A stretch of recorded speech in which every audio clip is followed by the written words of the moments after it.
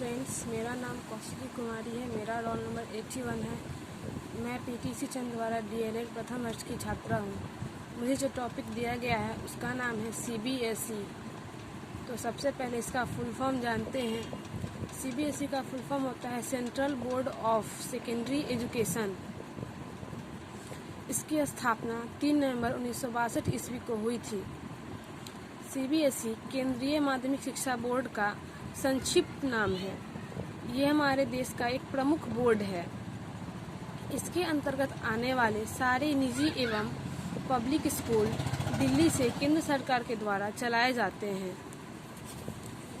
शिक्षा के क्षेत्र में सीबीएसई ने तेज गति से विकास किया और यही कारण है कि बीते वर्षों में इसका बहुत तेजी से विस्तार हुआ है। इसके कुछ संगठन। सीबीएसई मानव संसाधन विकास मंत्रालय के अंतर्गत कार्य करने वाला एक स्वायत्त निकाय है। 31 दिसंबर 2020 के अनुसार इसमें 11,500 स्कूल हैं। अन्य बातों के साथ साथ इसका मुख्य उद्देश्य देश के अंदर और बाहर संस्थाओं का संबंधित कक्षा 10th और 12th के अंत में वार्षिक परीक्षा आयोजित करना है। सीबीएसई के कुछ प्रमुख उद्देश्य भी हैं, जैसे ऐसे छात्रों की शैक्षणिक अपेक्षाएं पूरी करना जिनके माता पिता स्थानांतरणीय नौकरी में हैं।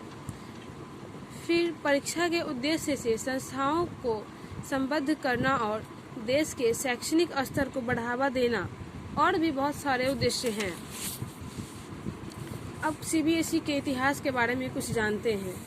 बोर्ड द्वारा माध्यमिक शिक्षा स्तर पर तीव्र विकास और विस्तार करने के फलस्वरूप इसके संस्थान में शिक्षा के स्तर एवं गुणवत्ता में सुधार आया, परंतु देश के विभिन्न भागों में राज्य के बोर्ड स्थापित हो जाने से इसमें कुछ कमी हुई। इसके परिणाम स्वरूप 1962 ईस्वी में बोर्ड का संविधान संशोधित किया गया, जिससे क्षेत्राधिकार बढ़ गया। सीबीएसई के कुछ महत्व।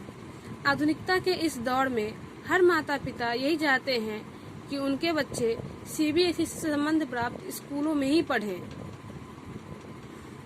क्योंकि इस बोर्ड का अकादमिक सत्र के साथ रिजल्ट भी माता पिता को संतुष्ट करता है।